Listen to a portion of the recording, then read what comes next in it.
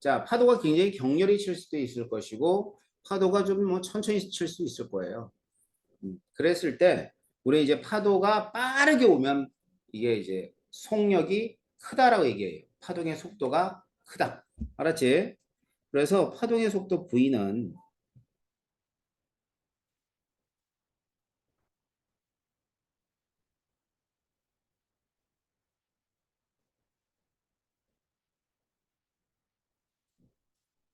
시간분의 거리, 속도는 항상 시간분의 거리거든. 그래서 시간은 주기가 되고요. 거리는 파장이 돼요. 단위가 미터 퍼 세크야. 그런데 여기 보면 주기분의 1이 진동수였잖아. 주기분의 1은 진동수란 말이야. 그러면 파장과 진동수의 곱이 되겠죠. 그래서 미터 퍼 세크. 알겠어요? 파장과 진동수 곱을 나타내주는 거. 됐어? 자, 그러면 이제 빛도 파장이야, 맞지? 전자기파, 파동이라 그러지 않았어? 어? 그러면 빛도 속도가 있을 거예요.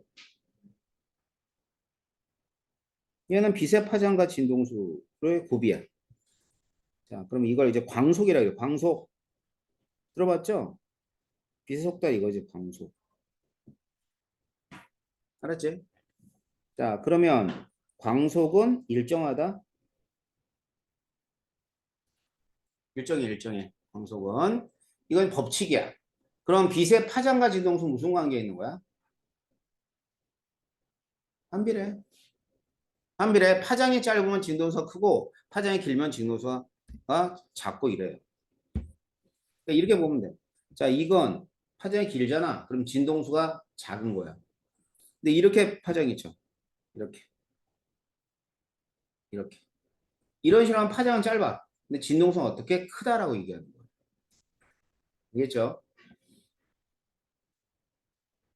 그다음에 에너지. 이게 빛 에너지거든.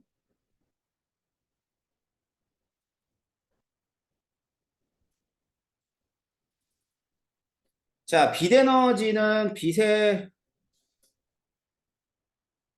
진동수에 비례합니다. 그래서 프랑크 상수 그러니까 H가 상수고요. 뮤 이렇게 얘기해줘요.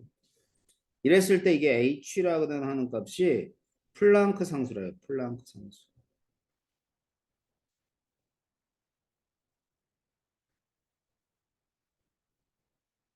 나중에 여러분이 대학 가면 뭐 거의 다 이과 쪽으로 자연계 쪽으로 간다고 가정했을 때는 반드시 기억해야 되는 상수 6.616 곱하기 10의 마이너스 34승. 그러니까 지금 기억 안 해도 돼.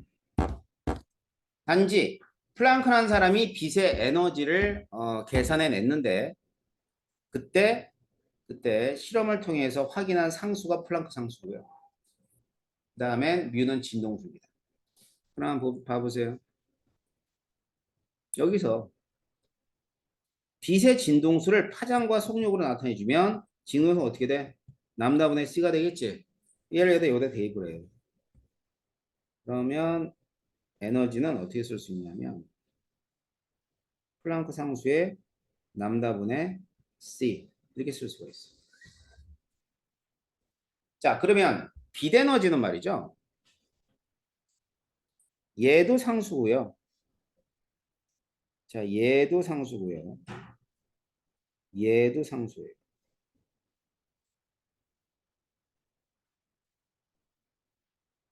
이렇게. 그럼 상수를 빼놓고 나머지 값을 생각하면 에너지는 진동수에 비례하고 파장에 반비례하는 거지. 그래서 에너지는 어떨 때 크냐라는 거죠. 진동수 클 때 크고요. 파장이 짧을 때 커요.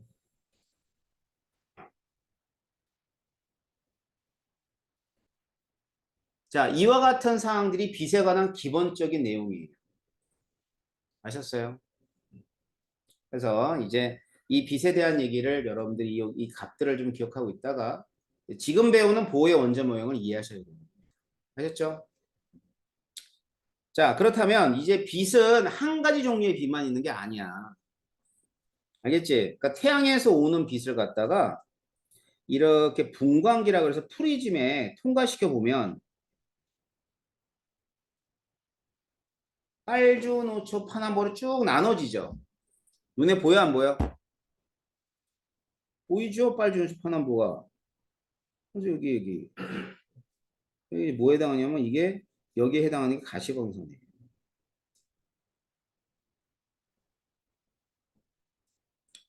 그래서 빨주, 노초, 파남보가 색이라고 한번 해보자. 거꾸로 하자. 도난반초, 노초. 이게 보라색, 여기는 빨간색. 이렇게 됩니다. 자, 빨간색과 보라색이 있는데 어느 게 에너지가 클 것 같아?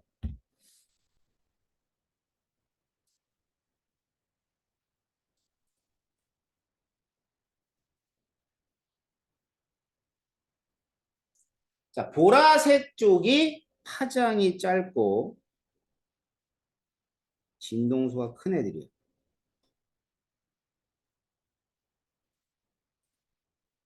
그리고 이제 에너지가 큰 애들이죠. 자, 반대가 파장이 길고 그다음에 진동순 작고 뭐 그런 빛이 이쪽 반대쪽이에요. 저는 뭘 그렇게 재밌게 봐? 응? 너 뭐 영어 단어 외워? 뭘 외워 외우기는? 뭐 외워? 저희도 그 뭐야? 단어집이야? 다음 시간에 영어야? 3시 반에 영어야? 영어 단어 시험 봐?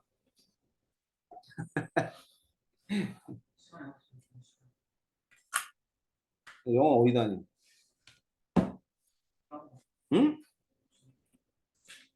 뭔다고? 그래.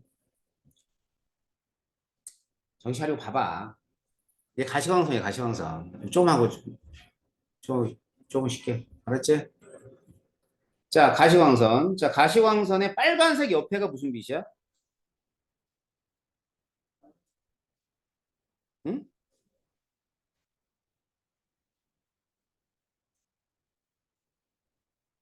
적외선. 말 그대로 빨간 거 바깥에 있어 적외선이야. 그 다음,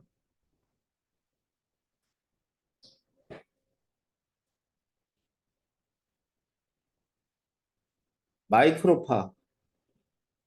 그 다음에 라디오파. 자, 마이크로파는 어떤 빛이에요? 그 있잖아. 전자레인지. 눈에 안 보이잖아. 뭔 짓을 하긴 하죠. 이렇게 물 같은 극성 물질들을 이렇게 막 이렇게 진동을 시키는 그런 역할을 해요. 자, 그러면 보라색 바깥을 뭐라 그래? 자외선. 그다음 X선, 감마선.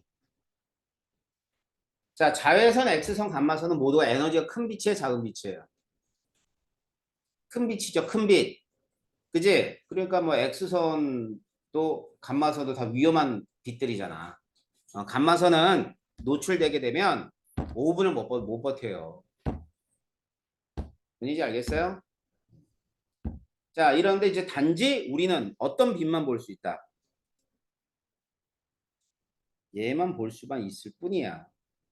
알았지? 그럼 이제 이건 모든 파장과 모든 진동수에 해당하는 그러한 빛들을 전부 다 나열했기 때문에 이와 같은 스펙트럼을 뭐라 그런다 그랬어요?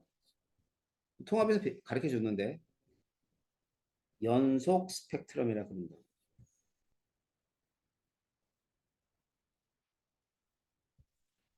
이런 게 연속 스펙트럼.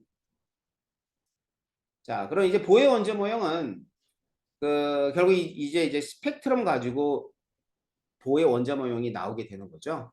그죠? 그래서 이제 수소 원자의 선 스펙트럼. 자, 여기에 관해서는 잠시 잤다가 합시다. 맞죠? 한숨 자세요. 졸기 좋을 때지?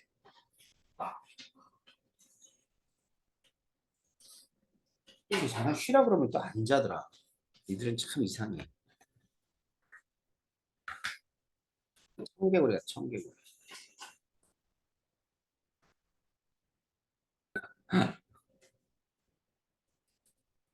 이쪽 봐봐.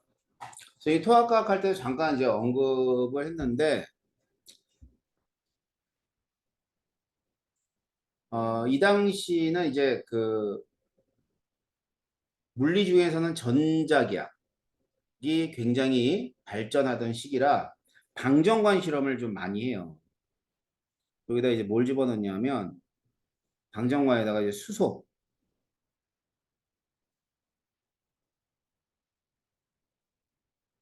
지금도 팔아요, 방정관.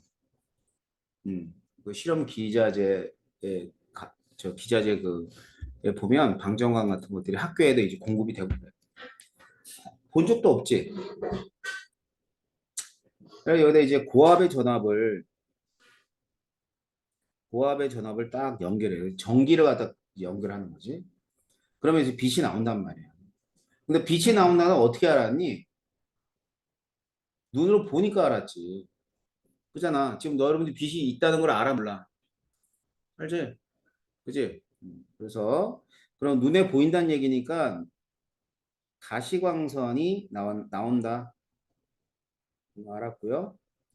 얘를 프리즘에 통과시켜 보니까 옆에 있는 것처럼 연속적인 스펙트럼이 나올 거라고 생각을 했었겠죠?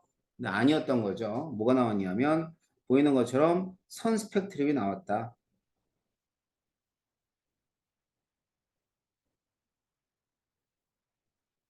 스펙트럼이 방출이 된 거예요. 자, 실험 결과는 두 개입니다. 두 개. 첫 번째 빛이 나왔다. 두 번째는 그 빛이 선 스펙트럼이다. 알았죠? 자, 빛이 나온 거는 뭐를 의미하는 거냐면 자, 원자 핵이 있어요. 자, 원자 핵인데 이 전자가 있어요. 전자.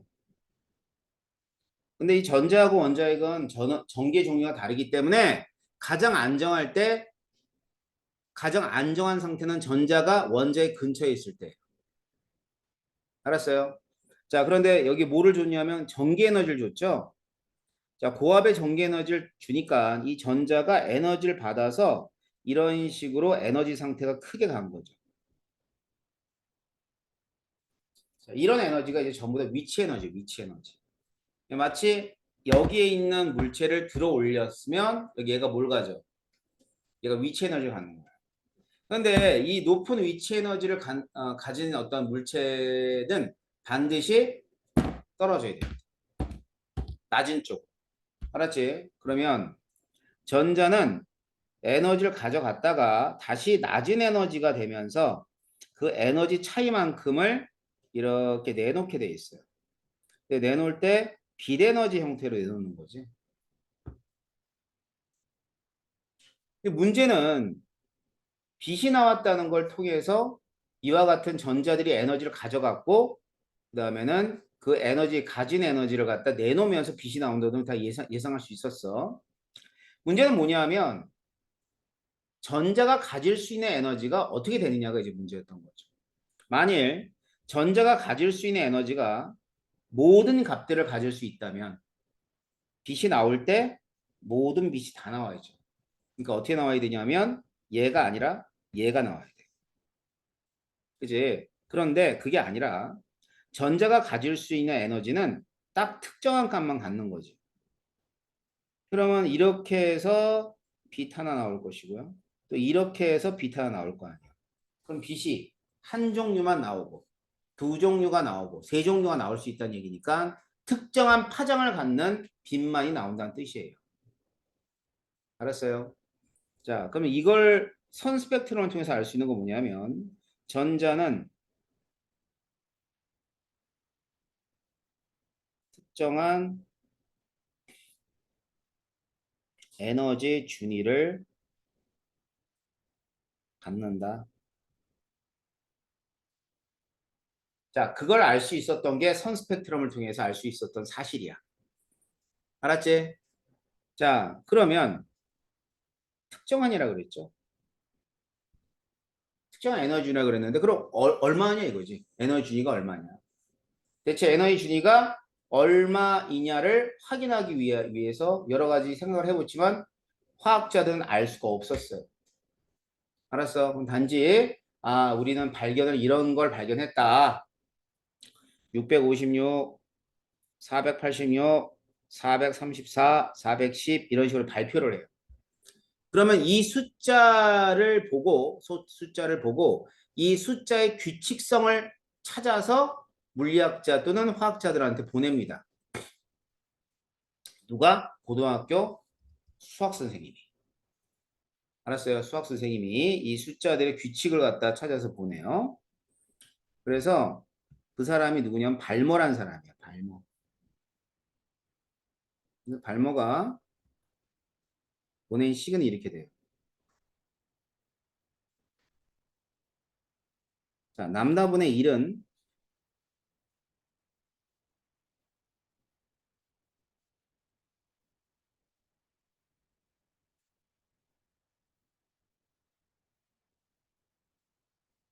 일이다. 그리고 이때 n은 3, 4, 5 이런 값이다. 뭐 이런 걸 보내게 됩니다. 근데 이제 요거 그냥 상수예요.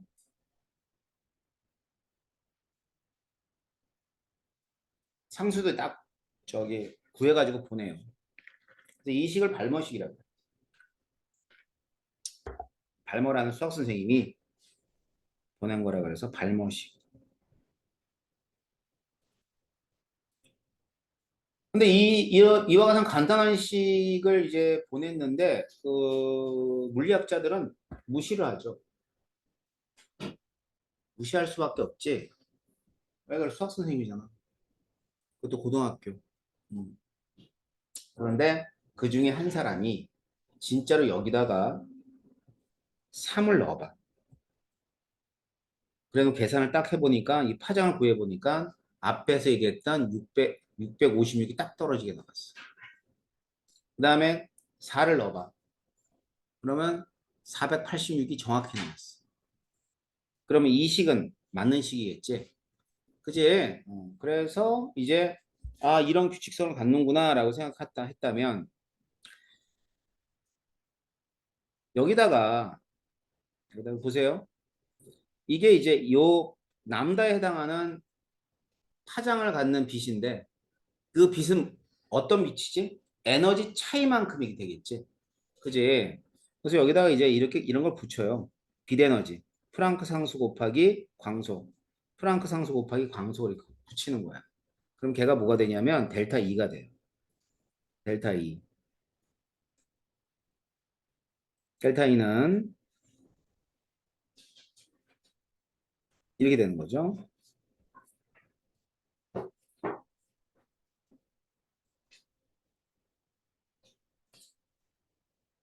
그래서 제가 이제 변형을 할게. N1의 제곱분의 1 마이너스 N2의 제곱분의 1. 이렇게 한다. 알았지? 그러면은 여기서 요거 상수죠. 얘도 상수죠. 얘도 상수 아니야. 그럼 상수를 모두 곱한 값은 뭐가 돼? 상수가 되겠지. 알겠지? 그래서 자 A 이렇게 해놓고 N1의 제곱분의 1 마이너스 N2의 제곱분의 1 A를 써야죠.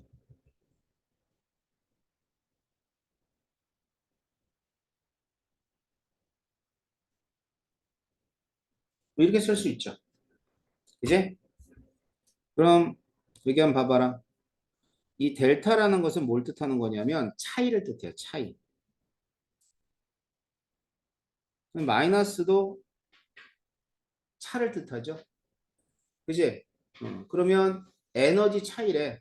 그렇다면 전자 갖는 에너지 값은 이런 형태겠다. 그죠? 그렇지 않겠어? 얘가 이제 전자의 에너지 준이라면 얘도 또 다른 에너지 준이가 되는 거지. 알았어요? 그러니까 전자 에너지는 결국 n 값에 의해서 결정이 되는 거야. a는 어차피 상수니까. 자, 그래서 일단 발머라는 사람에 의해서 결정된 전자의 에너지 준위는 a 쓰고 자, n 제곱분의 1로 쓸 수가 있는 거죠. 그리고 이때 n은 1, 2, 3. 자, 이 자체가 의미하는 게 뭐냐면 이 자체가 의미하는 게 불연속적이다. 그러니까 전자 에너지 값은 1과 2 사이, n이 1과 2 사이의 값을 절대로 가질 수 없다는 뜻이에요. 자, 그러면 이게 뭐라 그랬지? 이름이 전자의 에너지 준이라고 그랬어. 그럼 이 당시에 이런 보의 원자 모형이 보어라는 사람이 활동하고 그 다음에 모든 이제 물리학자들이 활동할 때 이 당시라 할지라도 모든 물리 법칙의 최우선은 뉴턴의 마뉴얼 법칙이었어. 알았지? 무슨 마뉴얼 법칙이 이제 이런 거예요. 예를 들면 이 지구가 있어.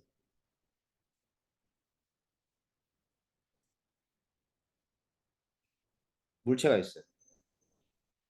그때 이제 힘이 있으면 힘은 거리의 제곱에 반비례하기 때문에 그 힘이 최대가 돼요. 가장 크죠? 힘이. 이때 위치 에너지는 가장 작은 최소가 됩니다. 알았지? 그러니까 힘하고 에너지는 반대라고 생각하면 돼. 힘이 크다는 것은 그만큼 에너지가 작다는 뜻이에요. 그래서 이게 이렇게 들어 올려. 멀어지는 거죠. 자, 멀어지게 되면 힘은 어떻게 되죠? 감소하고 에너지는 어떻게 될까? 위치 에너지는 커지는 거야. 그래가지고 얘를 점점 들어 올려서 어디로 보내냐면 거리가 무한대인 곳으로 보내. 알았지? 그러면은 힘이 얼마가 돼요? 0. 거리의 제곱에 반비례한다면 0 돼. 그러면 얘는 얼마가 될까? 힘이 없으면 에너지도 0이 되는 거야. 0이지. 그런데 힘이 0일 때가 최소라면 에너지가 0일 땐 최대가 되는 거죠. 알았어요? 그러면 이건 어차피 양수라 그러면 이건 무슨 값이 돼야 돼? 음수가 돼야지. 왜? 0이 최대라면 나머지 값은 다 음수가 돼야 돼. 그래서 중력에 의한 포텐셜 에너지도 식이 이렇게 돼요.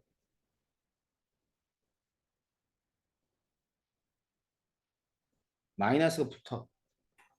알았지? 무슨 말인지 알겠어? 자, 그러면 이거를 우리가 지금 배우는 원자로 빗대서 얘기하자면 이게 원자 핵이야. 이게 전자야. 이게 전자라고. R이 아니라 N이 무한대일 때 예, 원자핵이 전자한테 미치는 힘은 없겠죠? 그럼 이때가 포텐셜 얼마가 되겠어? 0이 되겠죠? 그럼 나머지 포텐셜은 음수가 돼야 되겠죠? 자, 이와 같은 상황을 그대로 적용하게 되면 여기다 뭘 붙여야 돼? 마이너스를 붙여야 돼. 왜 마이너스가 붙는 줄 알겠어요? 이 마이너스의 의미 자체가 이 에너지 주인은 어떤 의미를 가지고 있냐면 위치 에너지의 의미를 가지고 있어요. 위치 에너지.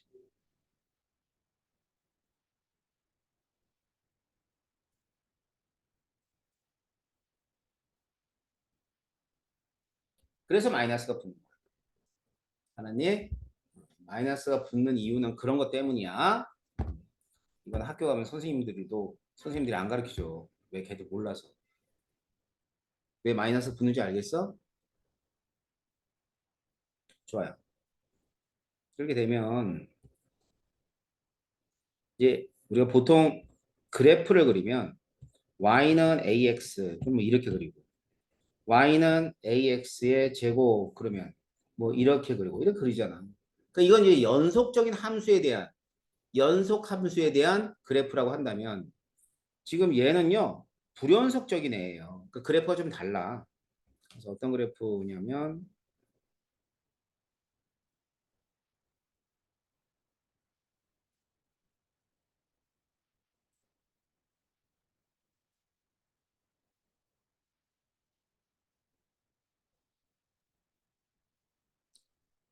n이 1일 때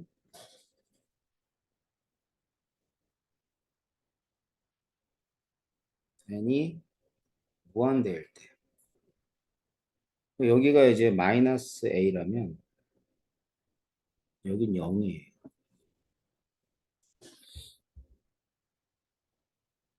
알겠죠? 자, n이 1일 땐 마이너스 a가 되겠지? n이 무한대일 땐 0이 되는 거야. 그래가지고 여기서 n이 2라면 마이너스 4분의 a가 될 거예요. 그렇죠? 2를 대입하는 거니까. n이 3이라면 마이너스 9분의 a가 되겠죠. 그럼 뭐 그 밖에 n이 4인 경우도 있을 거고요. 뭐 n이 5인 경우도 있을 거고요. 뭐 이런 식으로 계속해서 이제 에너지 준위가 결정이 되겠죠. n 값에 의해서. 맞죠? 자, 그러면 이 그래프가 의미하는 건 첫 번째, 전자의 에너지 준위는 불연속적이다. 불연속적이다. 전자 에너지 준위가 불연속적이다. 그러니까 n이 1과 2 사이는 어떤 에너지도 가질 수 없다는 뜻이야. 알겠죠? 그래서 이런 모형을 계단 모형이라고 그래요.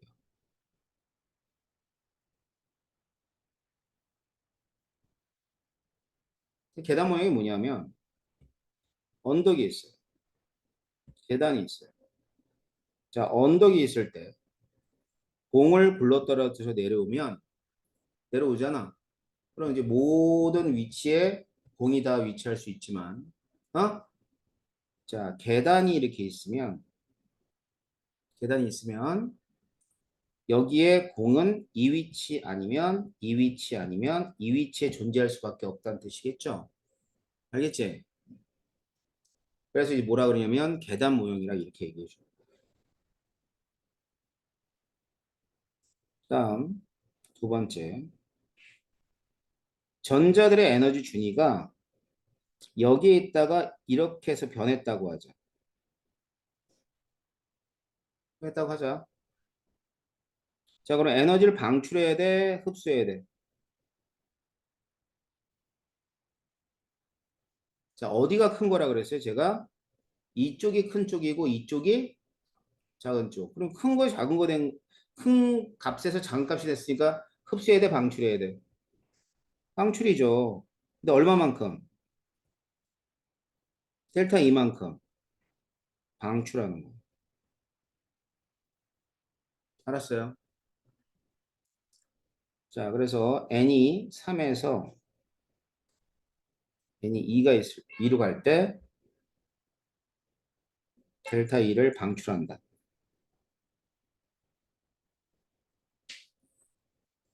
알았죠? 그럼 델타 E는 큰 거 E3에서 E2를 빼주면 돼. 그럼 위에 있는 식을 그대로 적용해 보면 마이너스 A의 9분의 1 마이너스 A의 4분의 1 이렇게 됩니다. 그럼 A를 놓고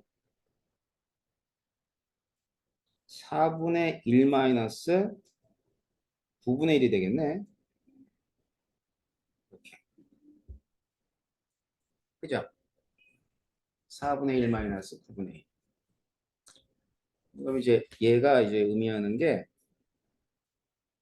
요 4가 의미하는 게 뭐에 해당하냐면 2의 제곱이고요.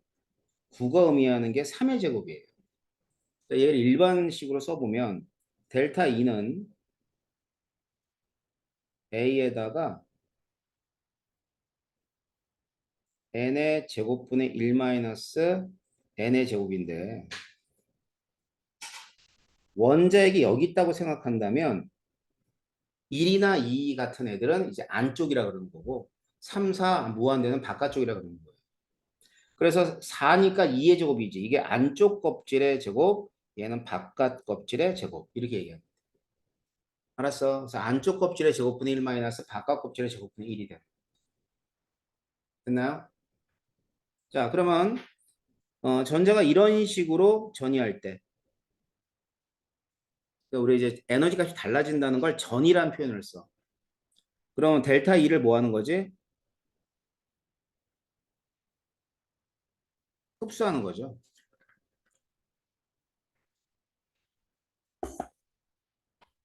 델타 E를 흡수를 하는 거야.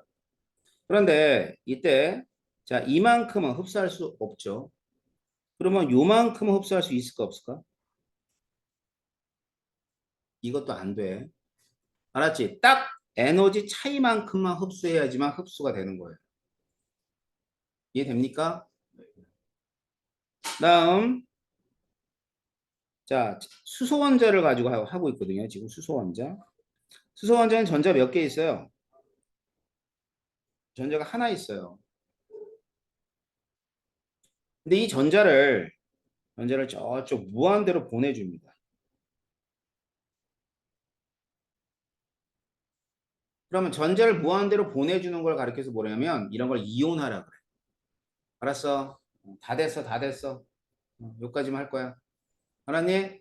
그러면 이때 에너지를 흡수해 방출해요. 흡수. 흡수하지. 그럼 이 값이 뭐니? A가 되는 거야. 맞잖아. 근데 이온화 될 때 에너지라 그래서 이 A 값은 결국은 수소 원자의 이온화 에너지가 되는 거네. 맞나? 어? 그래서 얘는 수소 원자의 이온화 에너지라고 해요. 그래서 세 번째 내용은 A라는 값은 결국 뭐다? 얘는 이온화 에너지를 의미한다는 뜻이죠. 알았지? 우리가 상수라고 지정한 값은 이온화 에너지가 되는 거고 그에 따라서 전자의 에너지 준위를 다시 쓰게 되면 마이너스 이온화 에너지의 n의 제곱분의 1이라는 값을 얻게 됩니다. 얘가 결국은 이제 정확한 전자의 에너지 준위를 표현한 식이라 보시면 돼요. 뭔 얘기인지 알겠어요? 이게 이제 보의 원자 모형의 일반적인 내용이라 보시면 될 겁니다. 됐지? 네, 다음 시간에 여기에 관해서 좀 더 구체적으로 이제 교재에 있는 내용 확인하고 그다음에 현대 원자 모형 들어갈 거예요. 알았죠? 수고했습니다.